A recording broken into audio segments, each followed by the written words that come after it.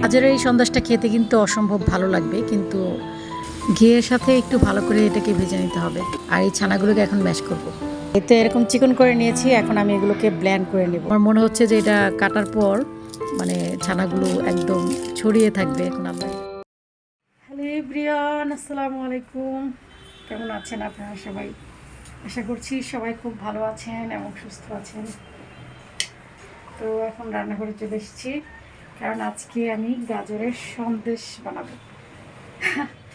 গাজরের সন্দেশ বানাবো।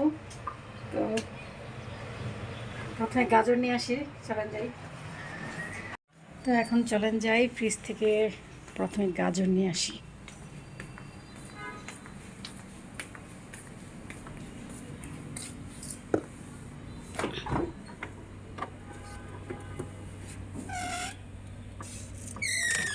তো গাজর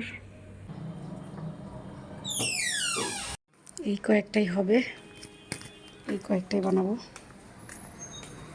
এগুলোকে সর্বপ্রথম ধুয়ে নিই একটু।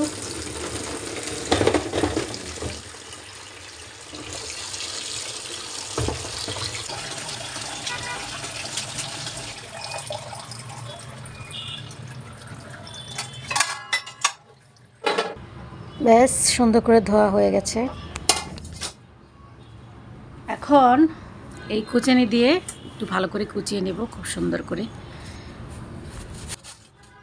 গাজরগুলো অবশ্যই একটু পাতলা পাতলা করে কেটে তারপরও ব্লেন্ড করতে পারতাম, কিন্তু আমি চাচ্ছি যে এইভাবেই একটু কুচিয়ে তারপর ব্লেন্ড করি, এতে খুব দ্রুত ব্লেন্ড হয়ে যাবে।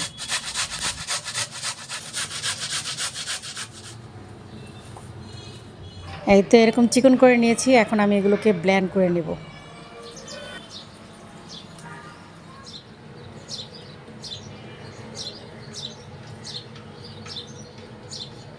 এখন এটাতে সামান্য একটু দুধ দিয়ে তারপর ব্লেন্ড করব।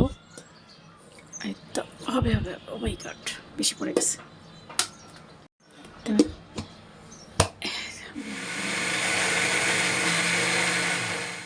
ব্যাস হয়ে গেছে গাজর ব্লেন্ড করা। অনেক সুন্দর ব্লেন্ড হয়েছে, এই যে দেখেন একদম মসৃণ হয়ে গেছে। এখন এই দুধটাকে ছানা করতে হবে, তো তার জন্য আমি এই যে একটা লেবু নিয়েছি, এই লেবুর রস দিয়ে তারপর ছানা করব।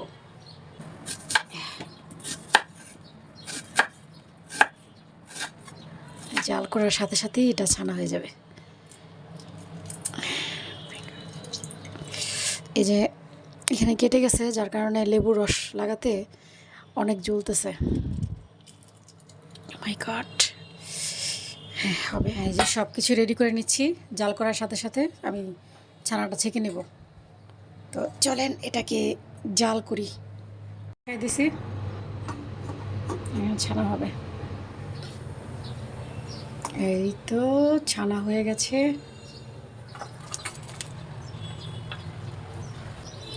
পানিটা একটু ভালো করে পানিটা ফেলে দিই।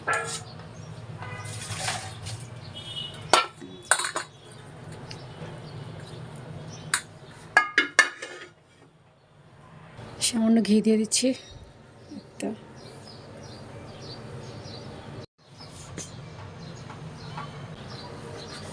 এখন গাজরটা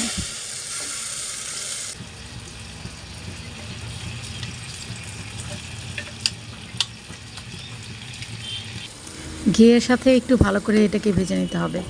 সিদ্ধ করার জন্য এই যে সামান্য একটু দুধ দিয়ে দিলাম, চিনি দিয়ে দিচ্ছি।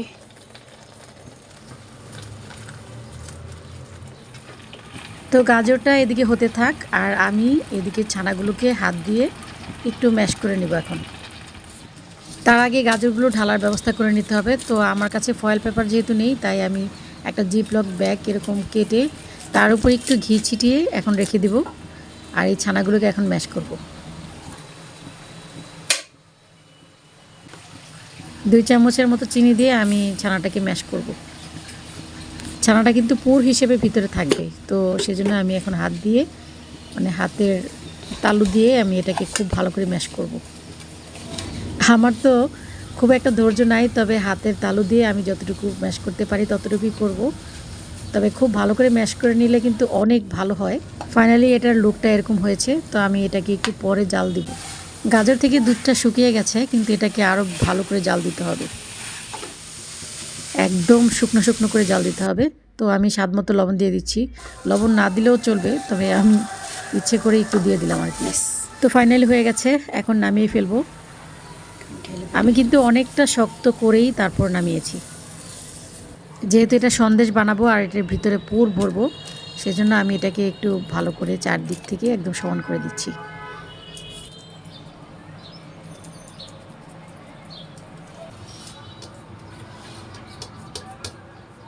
এই তো ফাইনালি হয়ে গেছে। এখন এটাকে একটু ঠান্ডা করব। আর এখন আমি এই যে ছানাটা, এটাকে খুব ভালো করে একটু জাল করে নেব। সামান্য এলাচির গুঁড়ো দিয়ে দিচ্ছি, আর এখন দিয়ে দিচ্ছি দুধ।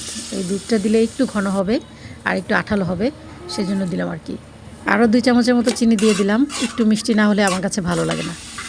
ছানাগুলোকে আমি একদম ভাজা ভাজা করে ভেজে নিয়েছি, এখন নামিয়ে ফেলবো।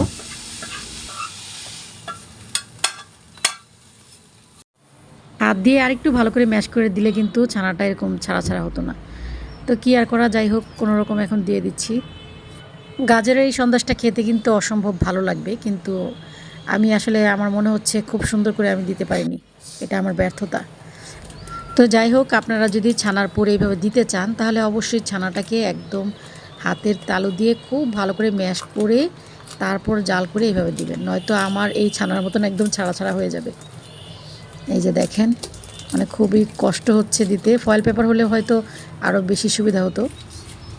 তো যাই হোক, কি আর করা, কোনো রকম করছি আর কি, লবডঙ্গা করে। গাজরের এই সন্দেশে কিন্তু ছানাটাই ছিল মোস্ট ইম্পর্ট্যান্ট একটা পার্ট, তবে এই পার্টটাই আমি নষ্ট করে ফেলেছি। এখন জানি না কেমন হবে।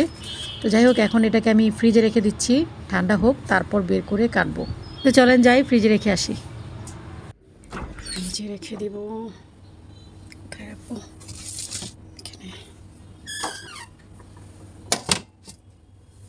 এখানে থাকুক, লাগাই দিই। এখন দেখি গাজরের সন্দেশের কি অবস্থা।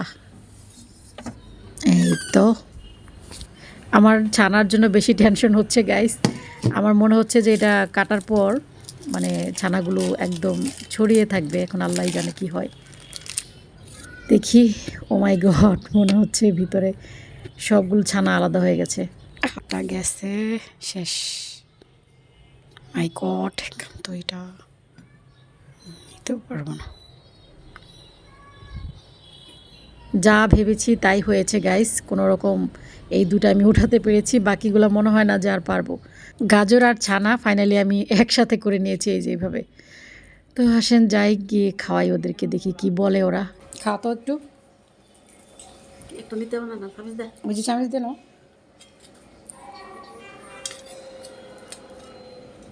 খাই দেখো কেমন হয়েছে।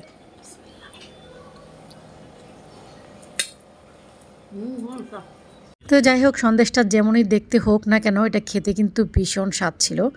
তো আজ এই পর্যন্তই, ফিরে আসবো নতুন আরেকটি ব্লগ নিয়ে। সেই পর্যন্ত সবাই ভালো থাকবেন, সুস্থ থাকবেন। আল্লাহ হাফিজ, আসসালামু আলাইকুম।